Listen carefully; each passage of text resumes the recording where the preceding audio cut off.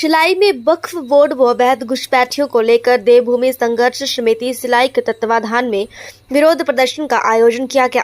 शिमला, संजौली, सुन्नी, सिरमौर के शिलाई में इसको लेकर प्रदर्शन हो रहा है। भारत सरकार से वक्फ बोर्ड को समाप्त करने की मांग उठाई जा रही है। हिमाचल में बन रही अवैध मस्जिदों और मज़ारों के निर्माण पर रोक लगाने की मांग की जा रही है। इतना ही नहीं, शिलाई क्षेत्र में अवैध घुसपैठियों को रोकने के लिए भी प्रशासन से गुहार लगाई जा रही है। प्रदर्शन के बाद एसडीएम के माध्यम से इन मांगों को लेकर केंद्र सरकार को ज्ञापन भेजा गया। क्षेत्र में बाहरी राज्य से आने वाले फेरी वालों पर रोक लगाना, क्षेत्र में धर्म विशेष के लोगों की पुलिस वेरिफिकेशन सुनिश्चित करना की प्राथमिकता रहेगी। दुष्कर्म, लव जिहाद और अन्य प्रकार के कुकर्म देवभूमि के अंदर कर रहे हैं। इस बात को समझने का प्रयास आज मेरी यहाँ पर उपस्थित सभी सनातनी बंदनी शक्ति को करना होगा। नहीं चलेंगे, नहीं चलेंगे, नहीं चलेंगे, लव जिहाद नहीं चलेगा, नहीं चलेगा, नहीं चलेगा, जमीन जिहाद नहीं चलेगा, नहीं चलेगा, नहीं चलेगा। अच्छा, एक चीज, आप सभी माताएं बहनें बड़ी संख्या में यहाँ पर आई। वास्तव में हिमाचल और उत्तराखंड अलग नहीं है। जो आग आज उत्तराखंड के अंदर लगी है वो आग हिमाचल के अंदर भी लगी है, क्योंकि यहाँ भू कानून होने के बाद भी बड़ी संख्या में बाहर से ऐसे लोग आए हैं जो चुपचाप से आके यहाँ बस गए हैं, और जिससे हमारा रोटी बेटी, हमारी संस्कृति आज तक सब कुछ समाप्त हो रही है। मैं आप सभी से निवेदन करता हूँ कि हिमाचल को बचाने के लिए, उत्तराखंड को बचाने के लिए सब लोग आगे आए। यहाँ पे राजनीति को किनारा रख के हम सब अपने जमीन, जंगल जमीन की रक्षा करें, अन्यथा आने वाले समय में देश बांग्लादेश की तर्ज पे ना चले जाएं। इसलिए हम अपना क्षेत्र, अपना धर्म, अपना प्रदेश बचाएंगे।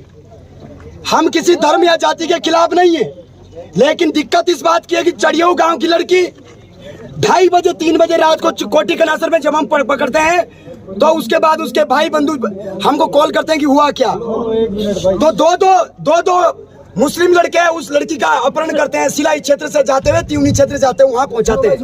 यदि उस क्षेत्र की बालिकाएं या कोई ऐसी घटना घटी तो आप संरक्षण करें। यदि इस क्षेत्र की बेटी कहीं जाती है तो उसके लिए हम बैठे हैं, हम संरक्षण करेंगे। लेकिन हम प्रदेश की, उत्तराखंड प्रदेश और हिमाचल प्रदेश की जमीन को जिहाद भूमि नहीं बनने देंगे। ये प्रतिबद्ध है, हम लोगों में कोई अंतर नहीं है। जौनसार बावर हो चाहे हिमाचल हो, हम सब एक हैं तथा सदियों से हमारा नाता रहा है। मैं धन्यवाद करता हूं हिमाचल क्षेत्र की देवतुल्य जनता का कि आप लोगों ने 3 साल से जो मुहिम उत्तराखंड के अंदर चल रही थी, आज आप लोगों ने हिमाचल के अंदर विस्तार उसका देने का काम किया है। मैं आप यहाँ पर सभी उपस्थित मीडिया बंधुओं का भी बहुत बहुत धन्यवाद करता हूँ।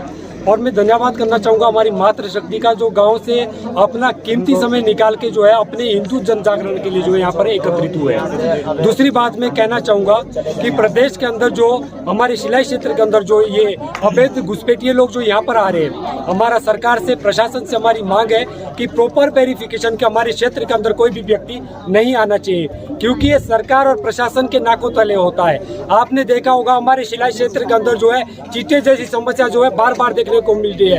कई लोग जो है नशे के चक्कर में जो है जिनके परिवार खत्म हो रहे हैं, ये नशा कहीं और से नहीं आ रहा है। जो अन्य प्रदेशों से हमारे प्रवासी लोग, अन्य देशों से प्रवासी लोग जो यहाँ हिमाचल प्रदेश के अंदर आते हैं, क्योंकि हमारा जो क्षेत्र है शिलाई क्षेत्र, ये अन्य प्रदेशों के साथ लगती हुई बाउंड्री है, और यहाँ पे जगह जगह से जो लोग हैं एकत्रित होकर जो है यहाँ पे जो है काले कारनामे करने के लिए यहाँ इस क्षेत्र के अंदर आते हैं। तो मेरा मांग है सरकार से, प्रशासन से कि जो भी लोग इस क्षेत्र के अंदर आते हैं उनकी प्रॉपर वेरिफिकेशन हो, उनके जो है उनका डाटा चेक किया जाए, उनके मात्र आधार कार्ड ना देखे जाए, क्योंकि हमने जब पाया है चौपाल के अंदर, नेरवा के अंदर, हमारे रोहतास के अंदर जो है 80 में से कम 46 आधार कार्ड ऐसे पाए गए हैं जिसमें 1 जनवरी की सबकी डेट है। मुझे किसी भाई ने बताया कि भाई ये ऑटोमेटिक सिस्टम होता है आधार कार्ड का।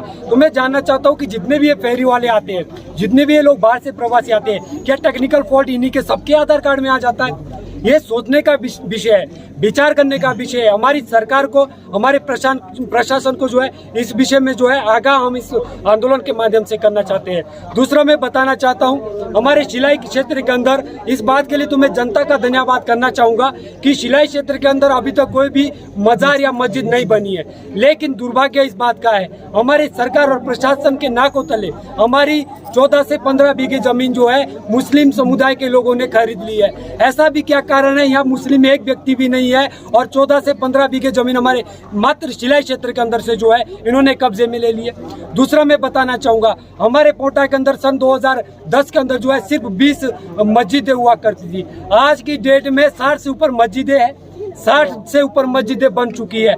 और जो ये वक्फ बोर्ड की बात हम करते हैं, हमने सुनने में संज्ञान में ये भी आया है कि सरकार प्रशासन जो है 1200 बीघे जमीन जो है ये जो बाहर से पलायन करके जो लोग इस क्षेत्र में आ रहे हैं उनको देने पर विचार कर रही है। तो हमारा सरकार प्रशासन से ये भी आग्रह है, इसकी कार्रवाई की जाए, इस पे जो छानबीन की जाए। यदि ऐसा है तो सिरमौर का आवाम, सिरमौर का युवा, सिरमौर की मातृशक्ति जो है सड़कों पर उतरेगी। बाहर से आने वाला कोई भी समुदाय विशेष का व्यक्ति जो है हिमाचल प्रदेश के अंदर हम मान्य नहीं करेगा।